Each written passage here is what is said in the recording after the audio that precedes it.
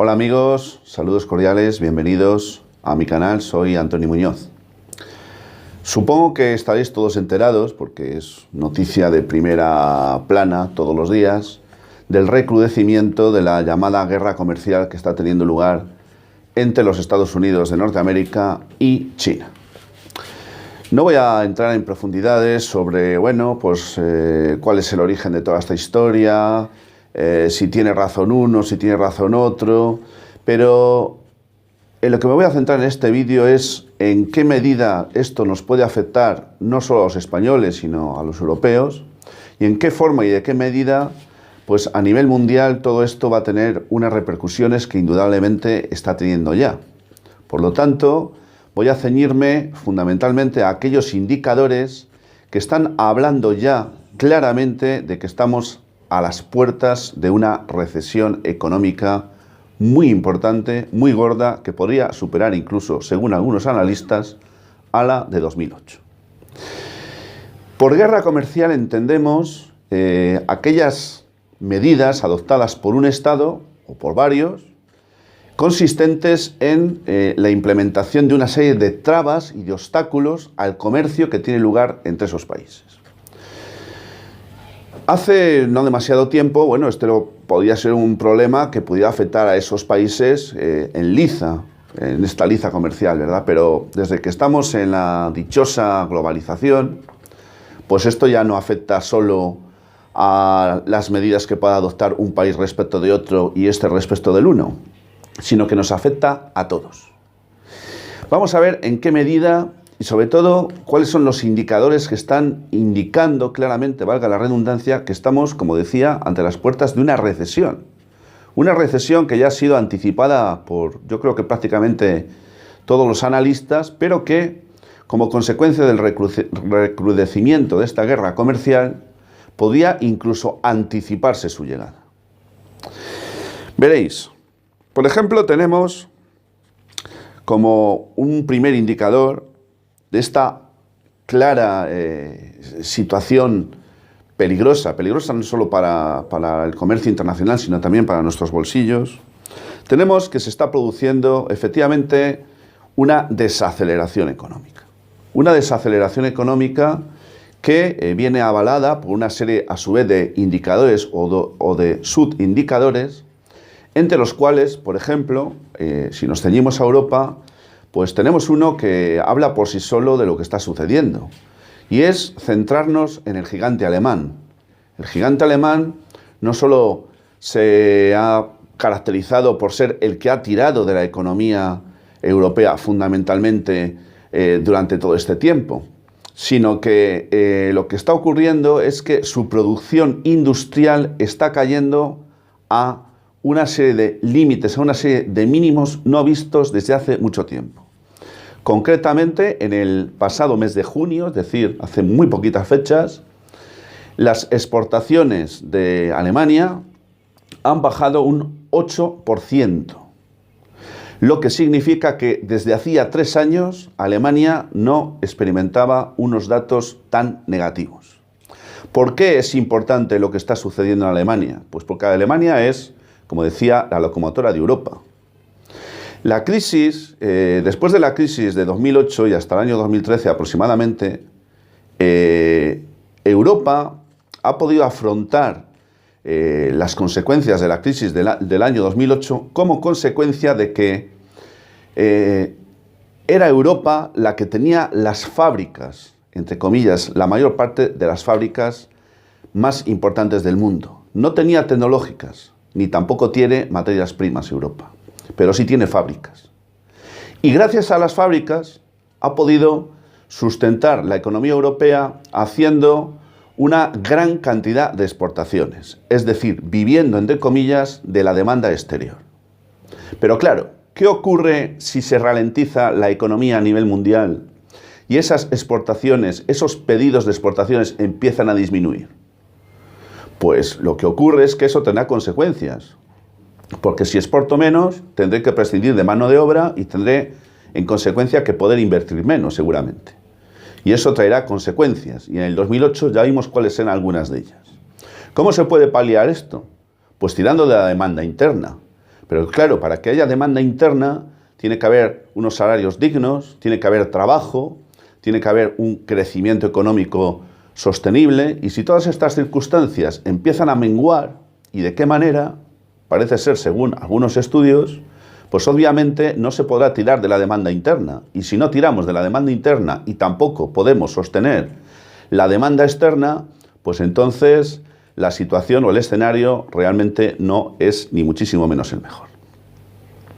A esto tenemos que unirle la bajada de tipos de interés. Es decir, se está continuamente bajando el precio del dinero. ¿Por qué se está bajando el precio del dinero? Se está bajando el precio del dinero para intentar combatir esa desaceleración económica. Pero claro, esta es una medida que, aunque aparentemente pueda resultar atractiva, es peligrosa y no es bien vista precisamente por el mundo financiero. ¿Y por qué no es bien vista por el mundo financiero? Bueno, pues no es bien vista por el mundo financiero porque esto genera una inseguridad grande, porque si resulta que hay que incentivar con inyecciones de liquidez continuamente el dinero, que es la consecuencia directa de la bajada de tipos, esto significa, ni más ni menos, que la economía no va nada bien. Y si hay que, como hace el Banco Central Europeo, o va a hacer, o mejor dicho ha hecho, ha bajado los tipos, pero los va a seguir bajando, nada de mantenerlos ni de subirlos, sino que los va a seguir bajando, lo mismo que ha hecho la Reserva Federal de Estados Unidos hace escasamente un mes, esto significa que las cosas no van nada bien.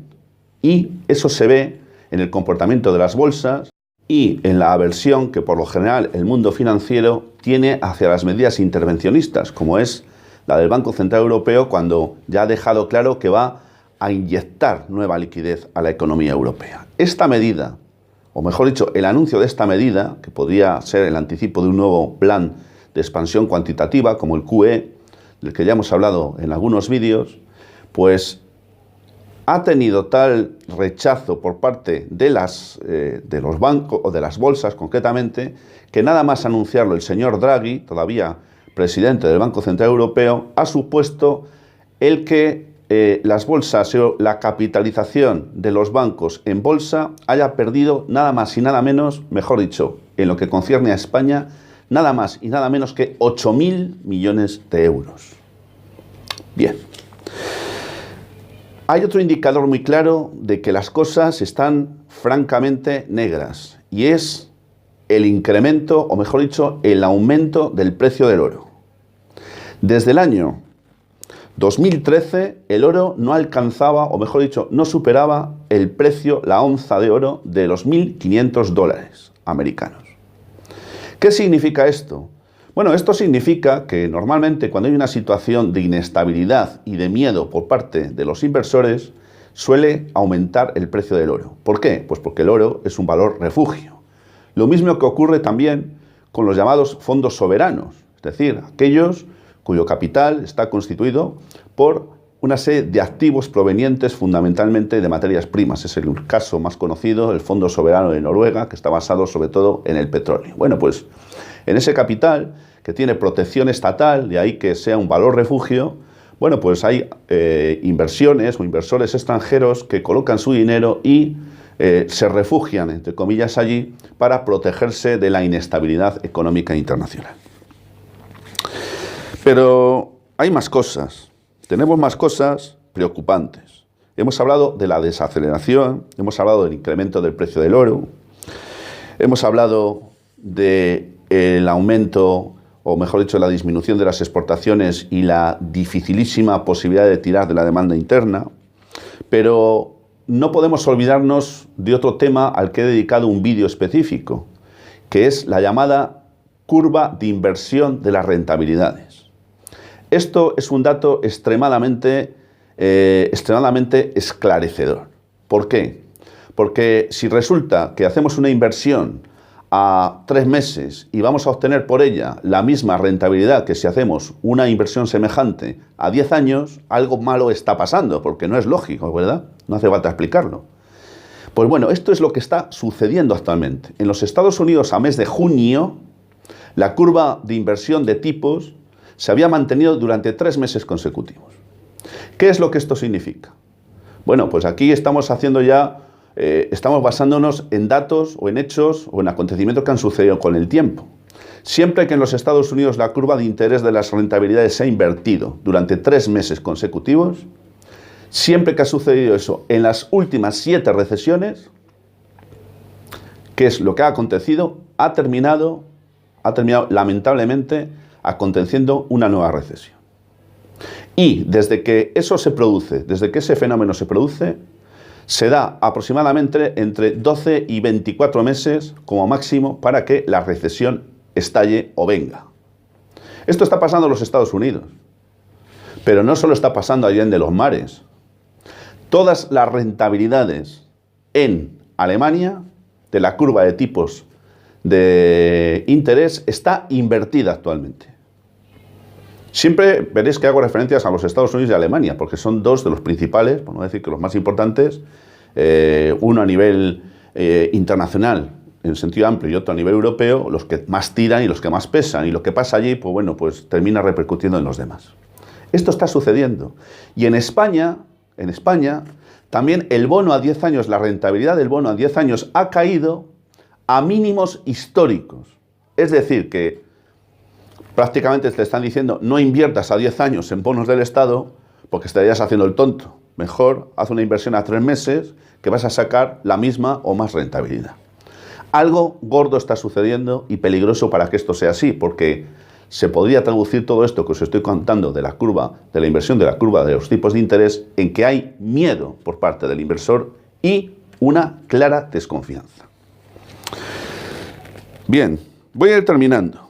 Si a esto le unimos que la locomotora europea a nivel bancario es el Deutsche Bank, cuya situación es absolutamente calamitosa, como ya he venido diciendo también en un vídeo específico que hice al respecto, y que se ha traducido hace muy poquitas fechas en adopciones como por ejemplo por parte del comité ejecutivo que rige los designios del Banco Alemán en poner fin a la banca de inversión, en decidir el despido de 18.000 empleados de aquí a año y medio, y la creación, atención, de un banco malo por valor de 76.000 millones de euros. Os remito para que veáis un poco, los que no sabéis lo que es el banco malo, el vídeo que he hecho recientemente sobre la Sareb aquí en España, pues veréis evidentemente que si la locomotora bancaria europea le pasa esto, ¿qué se puede esperar de lo que le pueda ocurrir a la locomotora española? Teniendo en cuenta además las sentencias que en el mes de aquí a final de año van a tener lugar, esperemos y deseemos que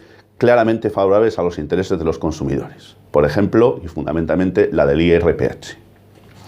Y voy a concluir. Si todo esto le ponemos como es el escenario que acabo de explicaros y además le sumamos lo que va a suceder a partir del día 31 de octubre en Europa con la salida del Reino Unido de la Unión Europea, con el famoso Brexit, entonces tendremos lo que algunos han dado en calificar como la tormenta perfecta, porque las consecuencias de la decisión tomada, que parece irreversible por parte del Reino Unido de abandonar la Unión Europea, van a ser graves, costosas y sobre todo muy, muy imprevisibles, porque evidentemente yo creo que de alguna forma con la salida del Reino Unido de la Unión Europea empezará a contar el principio de su propio fin. Sin más, amigos, no tengo más que deciros, podría contaros muchas cosas más, creo que es suficiente. Si os ha gustado el vídeo lo podéis compartir, si queréis información permanente de lo que se publica en este canal, también podéis suscribiros al canal. Y yo ya no tengo más que deciros, simplemente agradeceros la atención dispensada y enviaros como siempre mi salud fraternal de salud y libertad.